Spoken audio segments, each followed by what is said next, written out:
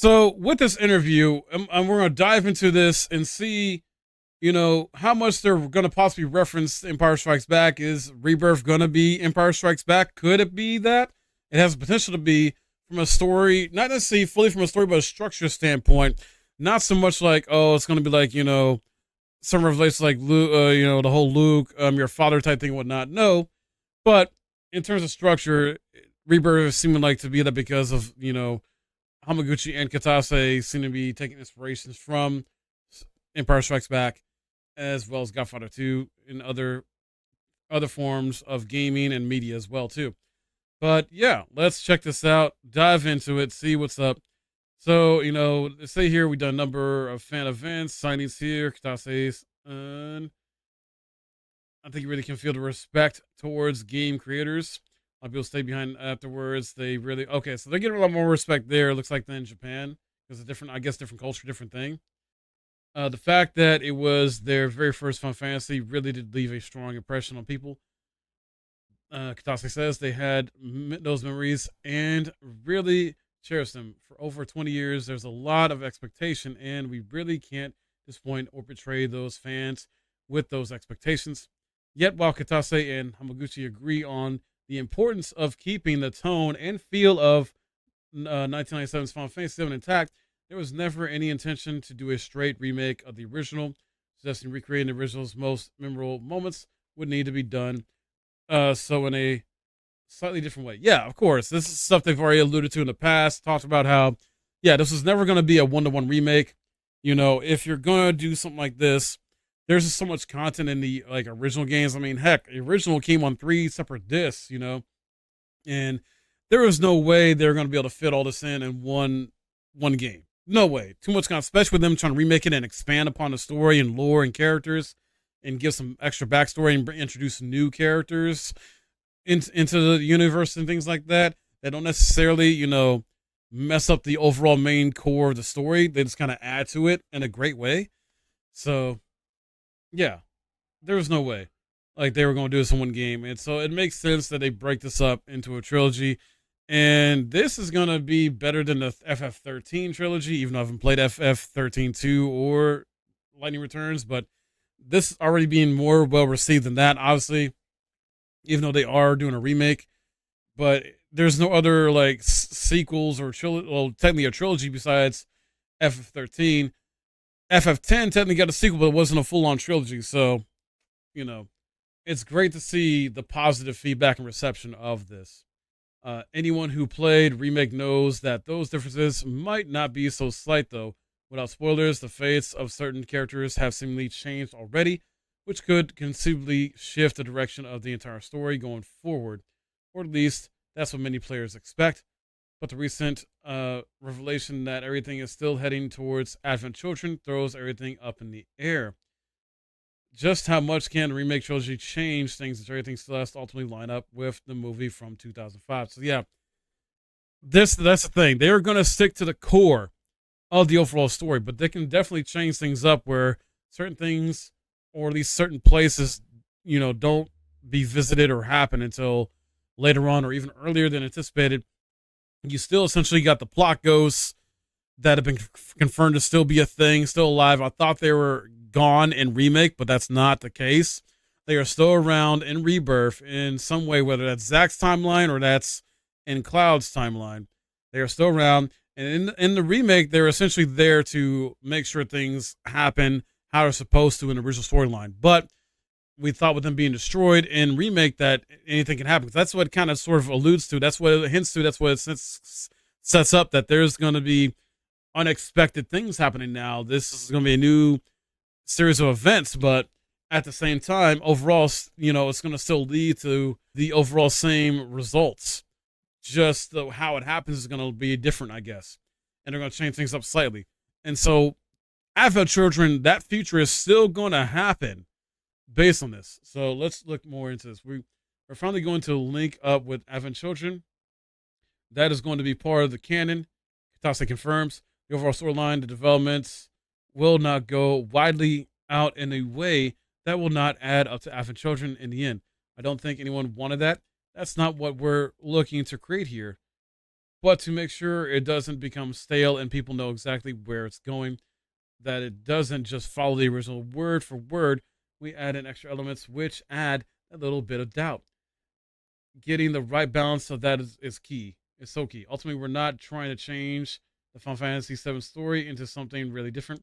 The overall balance wouldn't really allow for that anyway. Yeah, and that's why I like what they're doing. Like, I want them to, and I feel like that's what we're supposed to do with remake in general. Anyway, is like you stick to the core story and story beats and whatnot, but you also evolve it. You add some extra lore, maybe some extra characters, to add to the experience, change the gameplay in some ways.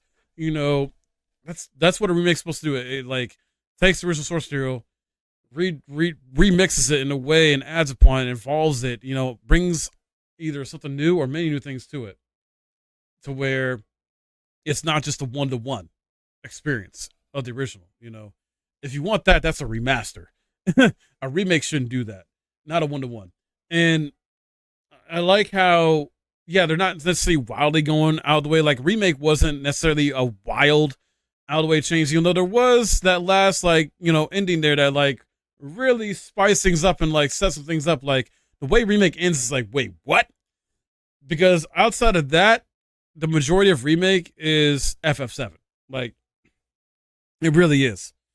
So I don't expect that, but I do expect them to throw some curveballs at us, make us think some certain things, give us some misdirection, make us think certain things are going to happen differently, but they end up not, because they end up, going to that same result. It's just the journey there was different. And I'm cool with that, because if you want to play the OG experience, you got the original FF7 that's available on multiple platforms now digitally, and on PC, there are modders that have basically remastered that game or remade it in a sense to be a one-to-one experience. So, and that's been out for years, technically. Now, Advent Children isn't the only movie influenced in Rebirth, though trilogies often face the middle chapter problem, where the second installment must build on the first, lead into the third, and somehow stand as a satisfying piece of entertainment in its own right. He's not wrong there.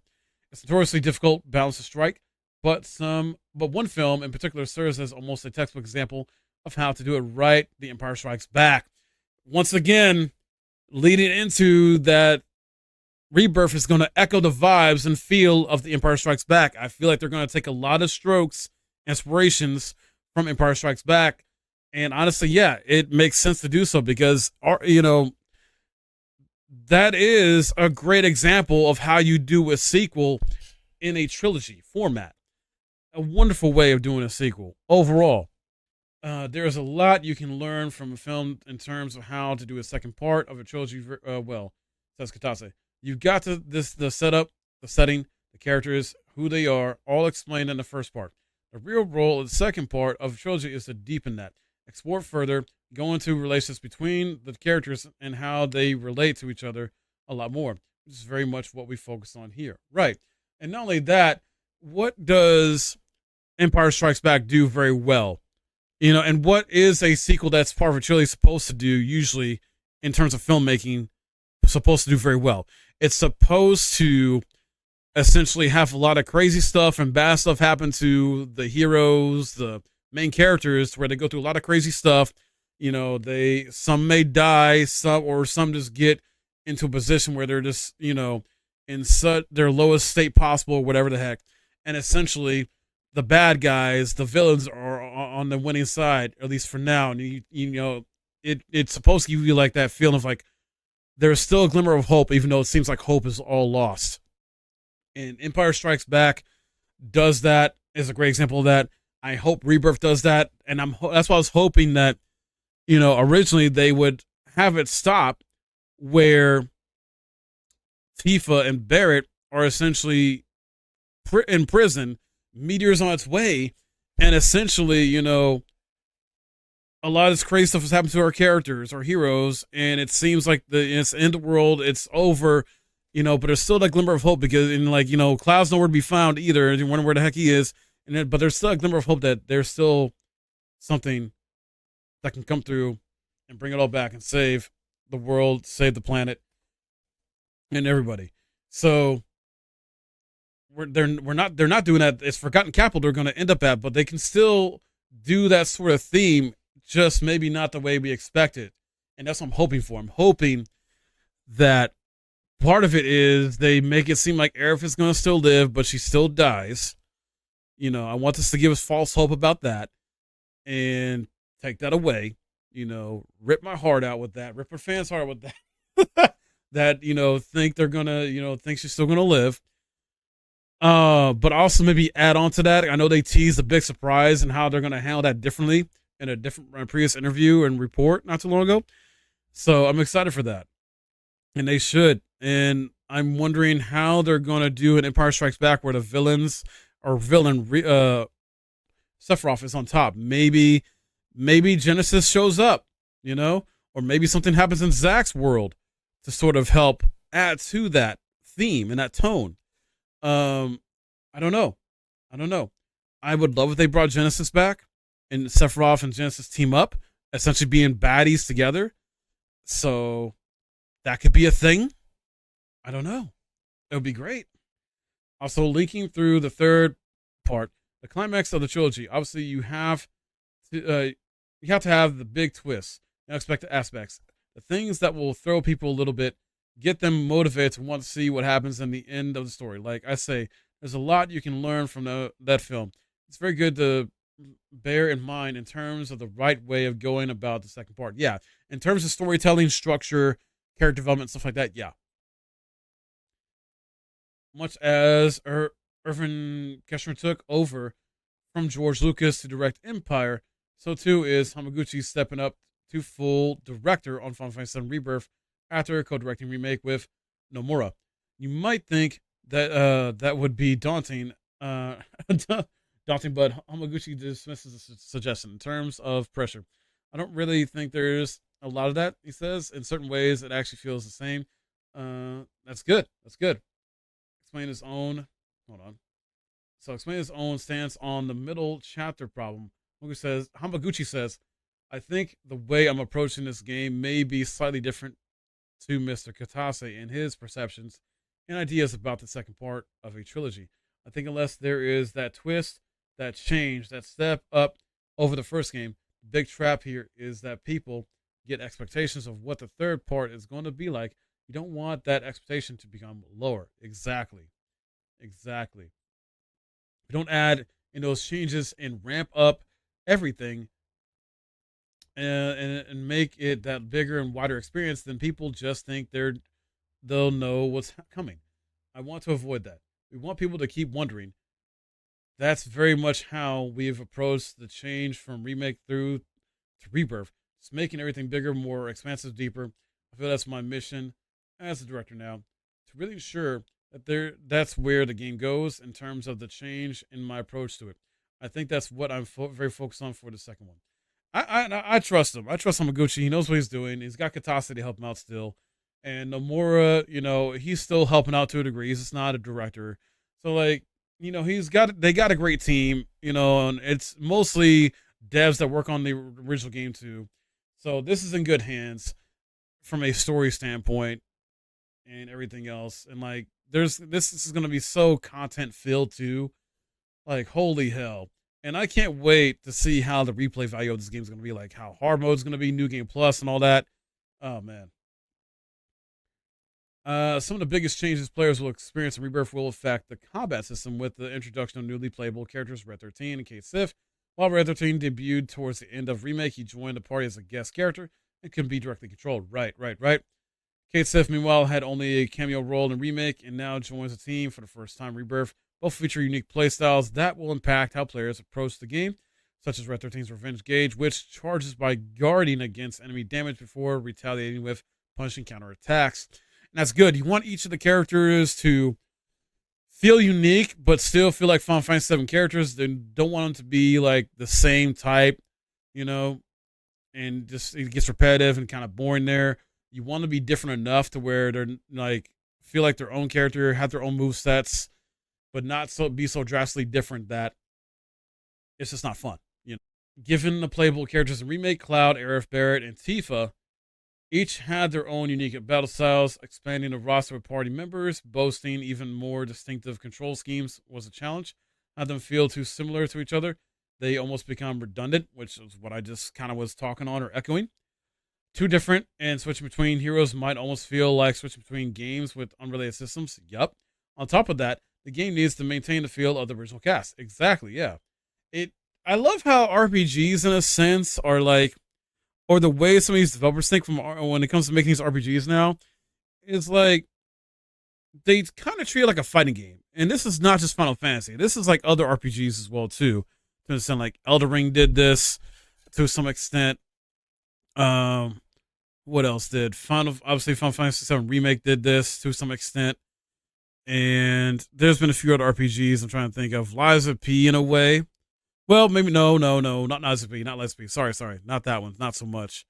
Um, FF16, FF16 definitely did that. So where it kind of feels like in some ways, but FF16 was obviously big kaiju battle type stuff, but it still felt like there was some fighting game type themes or mechanics in a way in there too. Um, so and I love how there's a sort of like kind of like weird connection between fighting games and RPGs now in a sense, or at least that's how I feel, because I've always sort of like in many recent years felt like fighting games and RPGs are very similar in terms of like, okay, you gotta learn these characters, you level up, and the fighting game you level up differently. You don't level up obviously in an RPG like with levels, like how RPG you have different levels for your character, stats, things like that. No, but you level up in fighting games with your personal skill level, you know. And I don't mean rank and all that stuff, well, not per se, and things being locked through rank and whatnot. No, it's more like you. The more you play that game, the more you get better at it usually, and things like that. So that's what I mean by that. That's a really difficult thing to do amidst Amaguchi. We had to put a lot of effort into it, but was definitely something we had to do right. The core of this is the characters from the first game have very much got fixed roles in combat. Cloud has to be close combat character. Yeah, has to be close combat character. Earth has to be a magic character and more of a ranged magic character. At that, Barrett again is another ranged combatant, but also more like a tank and has to feel different from Aerith. Exactly. People got attached to those combat styles. We couldn't do anything to really mix them up or change them too much. So can't change too much because otherwise people would say, why do they feel wrong? For example, we could never make Aerith a close combat character in this one. And then we've got to add in all the new characters there and to make sure that they don't change that overall balance either and upset that. For Kate Sif and Red 13, they had to be fitted in and made to work in their own way too. That was difficult. The more variables you use, the harder it gets. Yeah, makes sense. Amaguchi praises Bao director Teruki Endo for getting everything working smoothly in Rebirth. He was really good at that. He says, and ultimately, I think we did get a great balance there. Spread 13 kids that feel like they belong in the system, don't feel out of place, even though they're unique. They slot in really well. Nice. It's not to say the returning remake cast don't get any love here. Hamaguchi explains, we don't have to keep them exactly the same. We can, for example, within Cloud or Aerith, give them new mechanics, some new combat abilities, change them around slightly, as long as they still fit within that role as a close combat character or as a ranged character. If they feel like they still perform the same role, then they even change a little bit. Players will accept that. Yeah, but one thing I'm hoping from this, to take a quick break from reading, is like, even though, yeah, these characters are supposed to fill certain roles, but here's the thing that I would love Rebirth to do even more so than Remake did is build variety. Please. Obviously, I know they can't go too crazy with the build variety when the skill tree and equipment and things like that and weapons and stuff like that, but it would be nice to have more build variety with these characters. Sure, Cloud can be a close combatant type character, right? And yeah, either he can be and like have a build where he can be like a balanced character, or maybe he can be more higher DPS, or maybe he can be, you know, a tanky close combatant type character if you want, you know, or even mix in some healing more, things like that. So just ideas. Like I'm hoping they do that in Rebirth. even more. Expand the builds you can do with these characters with their unique abilities. Perhaps the biggest twist to Rebirth's combat is the introduction of synergy abilities, team up attacks where any two characters can combine their skills for incredibly powerful assaults. It's an evolution of the system introduced in Final Fantasy VII episode Intermission, the remake DLC. Yup, because they were teasing that in there too. Introduced Ninja Spy Yuffie ahead of her meeting the core cast Rebirth. However, its origins were rooted in story and character development, more than a desire for a flashy new mechanic. That's true. Like it definitely, they were teasing in the DLC of what was to come. That there are going to be team attacks, and it's going to be in there, and they're having synergy attacks, and I love that. I love that.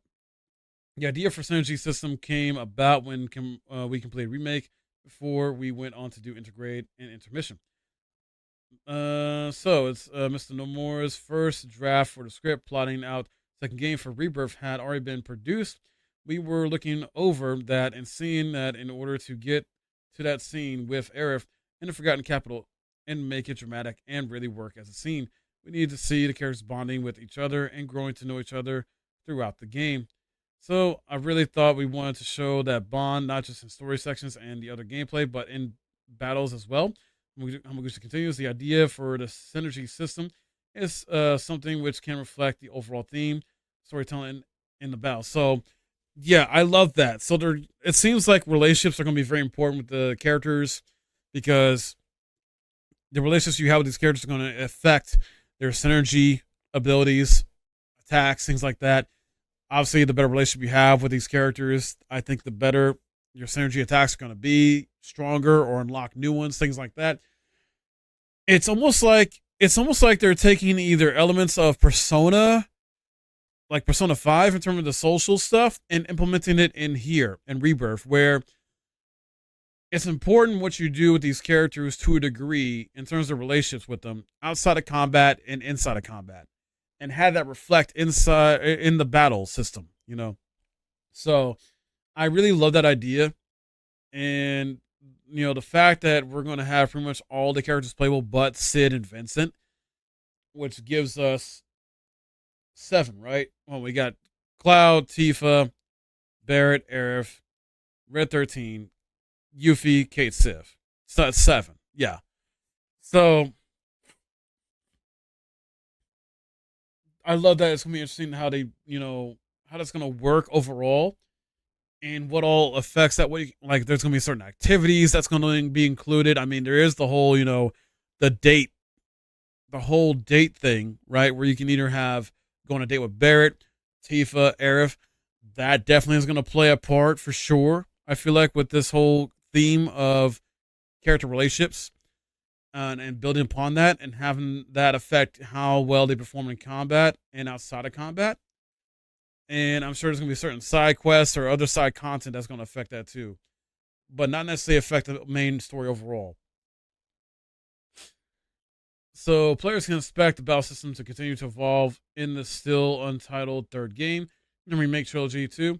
Not only will the cast expand further with the addition of Vincent and Sid Highwind, who appear in Rebirth as guest characters, much as Red 13 did remake, which says we have to work out how they fit into that overall matrix now and work as combat characters. Yeah, that's something we've started scratching our heads on recently, but the creators will have to factor in response to Rebirth itself. So yeah, I mean, they confirmed it. Sid and Vincent not playable here. There's guest characters, which we kind of figured out was going to be the thing, early on.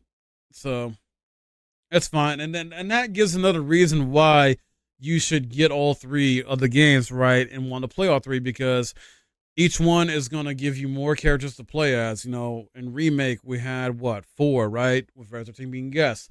Now in Rebirth we're going to have 7.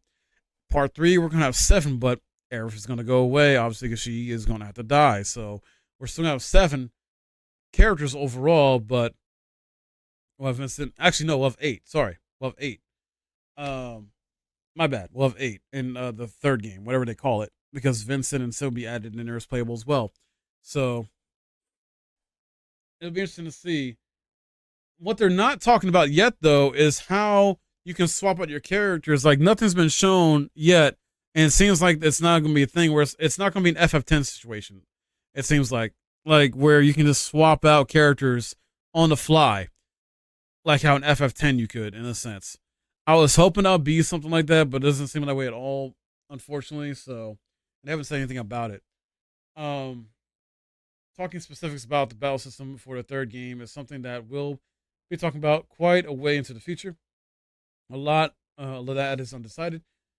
Like you said, so but the way I see my mission for the ongoing series is that I definitely want to add extra dimensions, evolve it, give it a new fresh feat, a new gameplay experience, which isn't in this game. I really want to take everything to another level, which is fantastic. Why not do it? While Hamaguchi and Katase alike remain tight-lipped on what to expect from the remainder of the remake trilogy, there is tragically one important character who won't be returning. Hamaguchi's cat, Musashi, who was snuck into remake. This is only in my head canon here. He says, but personally, I'd like to think that he was caught up in the Sex 7 plate fall with Jesse and that lot. He's probably not going to turn up. Oh my goodness. Ruben, unlikely to deter fans from rejoining Cloud and his allies continuing. Wow. So apparently his cat was in the remake, the first game. Oh man. That's wild. So yeah, nothing else, but this is still, shed some more light on what to expect with Rebirth, and how relationships are going to be important to affect combat, to affect things outside of combat, you know, how they're still trying to stick to the original storyline overall and core elements of that lead up to Advent Children. Advent Children still my thing. And what this part tells me is, and what I'm hoping for, is that part 3 obviously is going to have to be, about the kaiju battles, essentially fighting kaijus, because that's about the weapons. You're going to have to go around, take out weapons, but also, maybe they let Advent Children be playable. Maybe for the first time ever, in the part 3 of this, we'll have Advent Children, the events of Advent Children, be playable. Holy shit, just think about that, right? If we can have, in video game format, we can actually have, like, I was kind of mentioned this before in a previous video, where we have the characters essentially fighting a kaiju creature, not like FF16 though, but more of maybe like as a team, but like in Advent Children with the, Bahamut, but doing it in a way maybe that's like more God of War-ish, but as a team in a sense, of like older God of War in a sense. So I don't know what to wait and see, but that would really be something great and go above and beyond to sort of do that extra step, at least from a combat standpoint, is, expand the combat even more, have the characters be able to take out these big, massive kaiju creatures, weapons, and similar things, as a team, and fun, flashy, crazy fashion. Just go bonkers with it, please. Like, I feel like they will need to, because they got to go bigger and bigger with each game, right? And obviously, with the story, they're going to go bigger and bigger with that too. It's going to be interesting to see what they do. More than likely, Rebirth is going to get some type of DLC stuff too, possibly similar to what, the Yusufu DLC was. So we'll have to wait and see. No confirmation of that has been made yet. But I don't know. There's a possibility maybe we could get something like that sort of helps set up part 3. I don't know what it could be exactly, but it'll be nice. It'd be fantastic to do something like that. We'll have to wait and see, but this is kind of making me think like, oh man, how much am I looking into this stuff now? Like, because every time there's something new that drops about some FSM Rebirth news, I definitely want to, check it out. I want to report it, talk about it with you guys, make a video about it, and just get more attention on this game and get your guys' thoughts on this too while checking this out, because this is going to be big. This is arguably going to be the biggest RPG of 2024, if not one of the best RPGs of 2024. It's already going to be my game of the year, most likely. So, I know I'm biased on that, but still, it's like, oh man. And then the other thing too I'm hoping for is once they get this done, I'm hoping it's not as long as a wait for part 3. We had Remake in 2020. We're getting Rebirth in 2024. I'm hoping maybe 2027 we get whatever part 3 is. And then I don't know, go from there. I don't know what else they can do after that. I know there might be some spin-off games they might do. I know there's reports of a possible FF7, not F7, sorry, FF10, Final Fantasy 10, possibly getting the same treatment as this. Not necessarily reports, but like, rumors and speculations, things like that. I know it's been confirmed that FF10's like the trilogy of FF10. There's already been a script made about that many years ago, but nothing's been done with it. So it would be great if FF10 could get the same love as this and they fix the story. Not necessarily keep the core story of the first game, fix the second game story if they can, please. And if they are going to do a trilogy, just make it all great and make sense better. I don't know. That's just my personal hopium of hopiums.